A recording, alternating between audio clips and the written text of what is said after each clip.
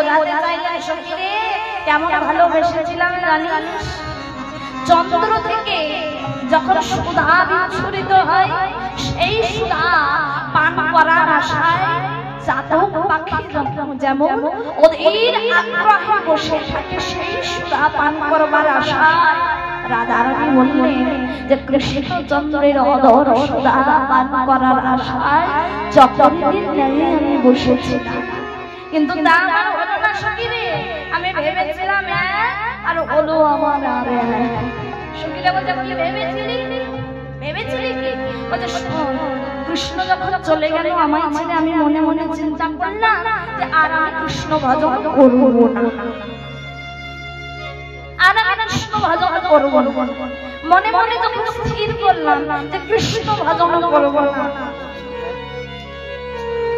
কি হলো জানিস? সবাইকে আমি আমার মনের ব্যথা মনের দুঃখ শোনাতে পারলাম। আমার যে নয়ন তাকে বললাম ওরে নয়ন তুই যেন কৃষ্ণ রূপ দর্শন করিস। আমার যে বদন এই বদনকে বললাম ওরে বদন তুই যেন কৃষ্ণ নাম বলিস না। আমার যে কর্ণ তাকে বললাম ওরে কর্ণ তুই যেন কৃষ্ণ নাম শ্রবণ করিস। সবাই শুনলো বটে, সবাই আমার কথা মানলো বটে, কিন্তু আমি কিছুতেই বলতে পারলাম না বা বুঝিয়ে বলতে পারলাম না। সে আমার কথা মানলো না, সে আমার কথা মানলো না, কিন্তু এটা আমার সঙ্গে ঠিক করলো না। আন করইতে আন করণ বিধি বিগঠিত বিধি পরমা বলছে আনো করইতে আনো করণ বিধি বিগঠিত বিধি পরমা বলে এক ভাবলাম আর এক হলো। বিধাতা কিন্তু এটা আমার সঙ্গে ভালো করলো না। সবাইকে আমি শুনিয়ে দিলাম আমার মনের কথা, সবাই আমার মনের কথা মানলো বটে, কিন্তু আমার যে পাপী প্রাণ সেই পাপী প্রাণ কিন্তু মানতে চাইলো না। কেন? সে সদাই কানো কানো কানো কানো বলে জুড়ে বলে পাপ পরানোর আনো নাহি জানো কানো কানো করি মন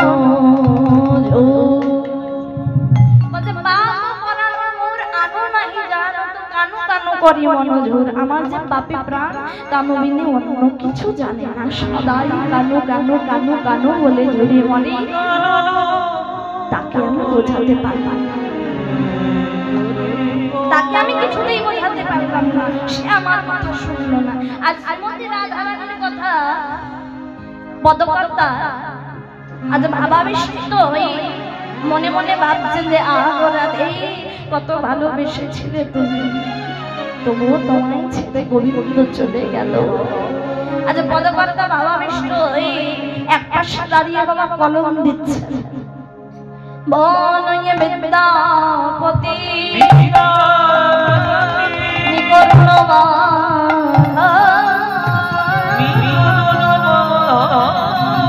গোবিন্দ দাসরা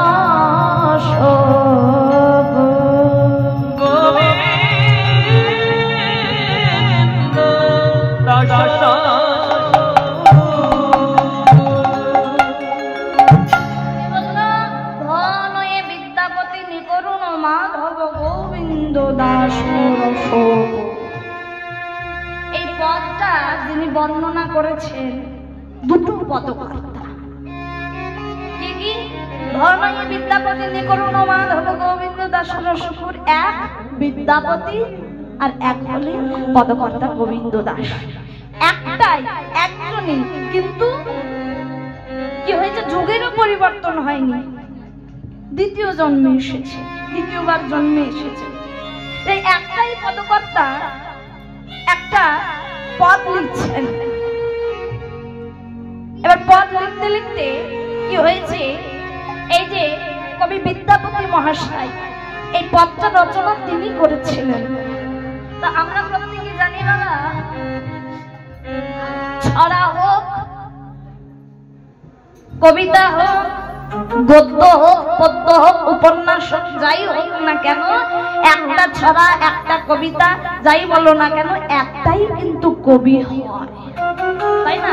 ছোট থেকে আমরা এটাই জেনে এসেছি। এবার একটাই কবি হয়। আর এই পদটাই কবি কিন্তু দুটো, এই যে পদ যে রচনা করেছে কবি দুটো। কেন? তার কারণ হলো যিনি রচনা করেছেন তিনার নাম হলো কবি বিদ্যাপতি মহাশয়। এই কবি বিদ্যাপতি মহাশয় যখন রাজা শিব সিংহের রাজসভার সভাকবি ছিলেন, ওই রাজ্যের মহারানীর নাম ছিল লক্ষ্মী রানী। তো ওই লক্ষ্মী রানীকে দর্শন করে ওই বিদ্যাপতি মহাশয় কবির কৃষ্ণ ভাবের উদয় হতো, কৃষ্ণ প্রেমের উদয় হতো। তার নয়নে নয়ন দিলে কিন্তু কৃষ্ণ ভাবের উদয় হয়, নয়নে নয়ন দিলে কিন্তু কৃষ্ণ প্রেমের উদয় হয়। আর প্রেমের উদয় হলে, ভাবের উদয় হলে ওই কবি কিন্তু পদ রচনা করতেন, ভগবানের পদ রচনা তিনি করতে পারতেন। এবার কি হয়েছে, এই কথাটা কিন্তু কেউ ভালো বলে মনে করলো না। সবাই মনে মনে চিন্তা করলো যে ওই আমাদের ওই রাজকবি, দেখ না আমাদের ওই রানীর নয়নের দিকে কেমন ভাবে চেয়ে থাকে, এমন ভাবে কেন তাকায়, কি আছে ওদের মধ্যে, এমন ভাবে নয়নে নয়ন দিয়ে কেন চেয়ে থাকে? কোনো একটা ব্যাপার আছে, কোনো একটা ব্যাপার আছে। সবাই খারাপ মন্তব্য করলো, খুব কথা ছড়াতে লাগলো।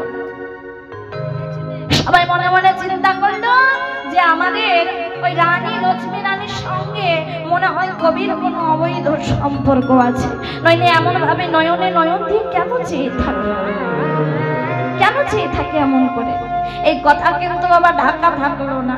এক কান, দু কান, তিন কান হতে হতে হতে হতে একদিন কিন্তু রাজার কানে পৌঁছে যায় সেই কথা।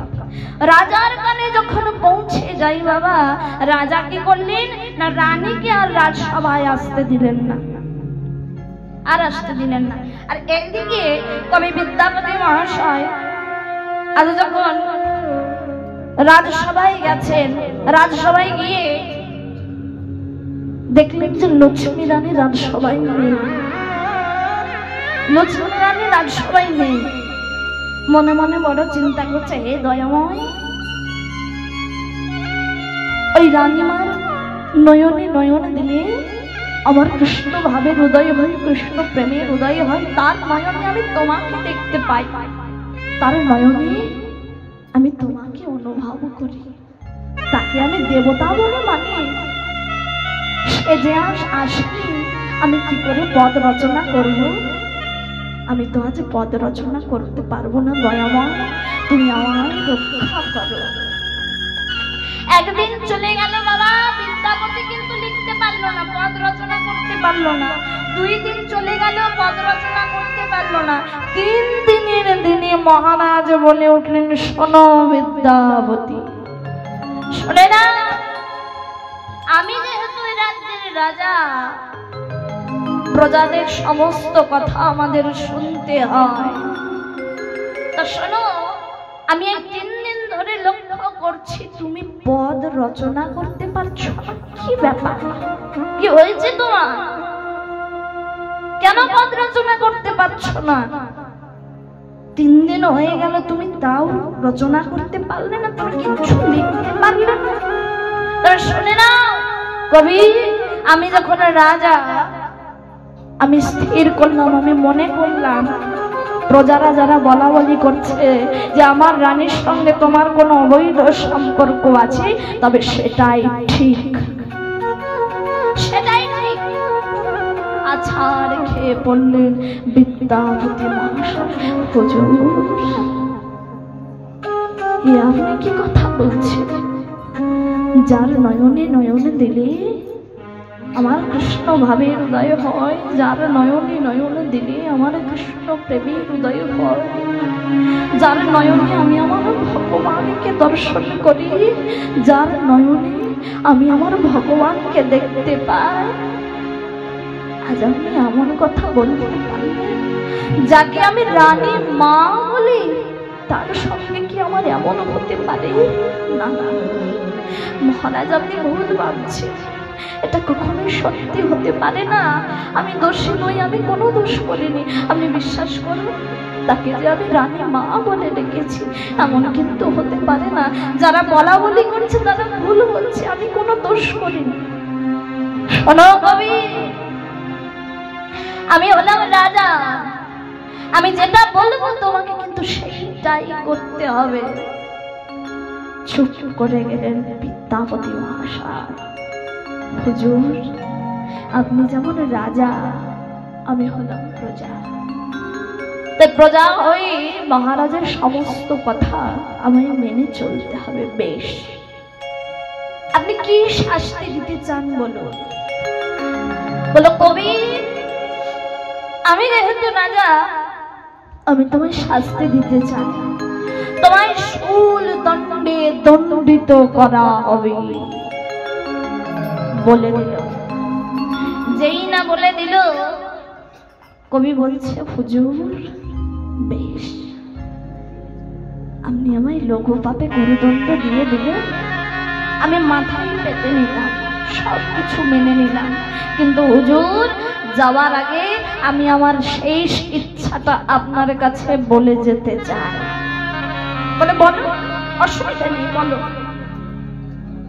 আমি যেহেতু রাজা, আমার উচিত তোমার শেষ ইচ্ছা পালন করা, যেহেতু তুমি আমার রাজসভার রাজকবি। তুমি বলো তোমার কি শেষ ইচ্ছা।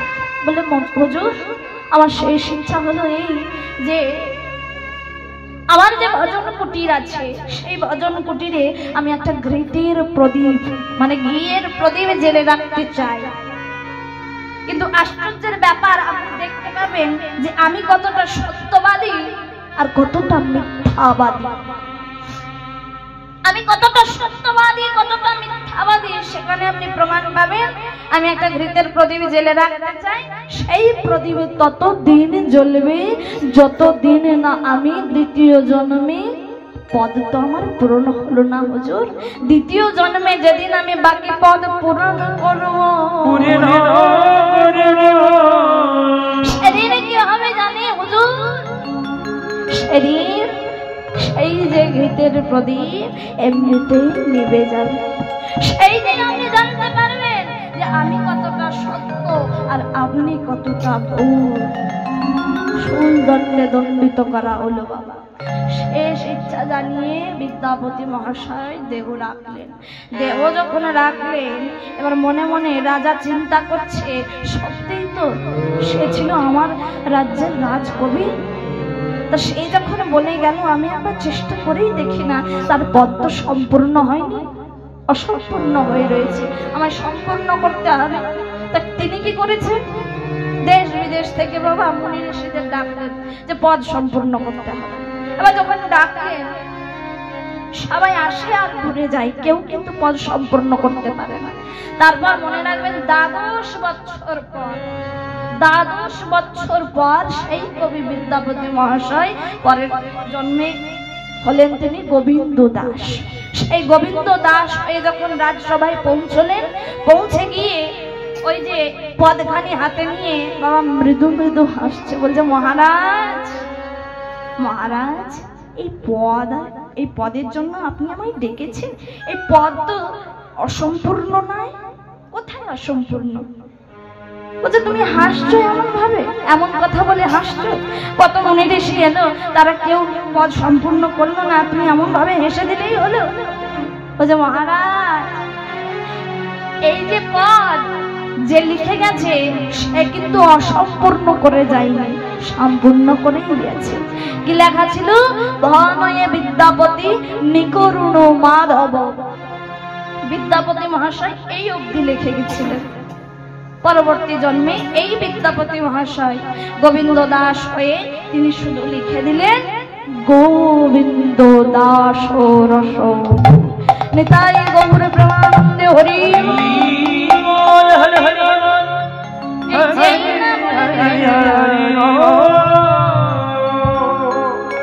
যেই না এই কথাটুকু লিখে দিলেন গোবিন্দ দাস রসপুর, লেখা ছিল ধনয়ে বিদ্যাপতি নিকরুণ মাধব গোবিন্দ দাস রসপুর, লিখে দিলেন বাবা। যেই না লিখে দিলেন, ভজন কুটিরের প্রদীপটা এমনিতেই নিভে গেল। সেদিন প্রমাণ হয়ে গেল যে কবি মিথ্যা ছিল না। তা এই যে বাবা, এই কারণে এই পদটি দুটো কবি, দুইজন কবি, দুইজনের নাম উল্লেখ করা আছে। তো আজ কি হয়েছে বাবা,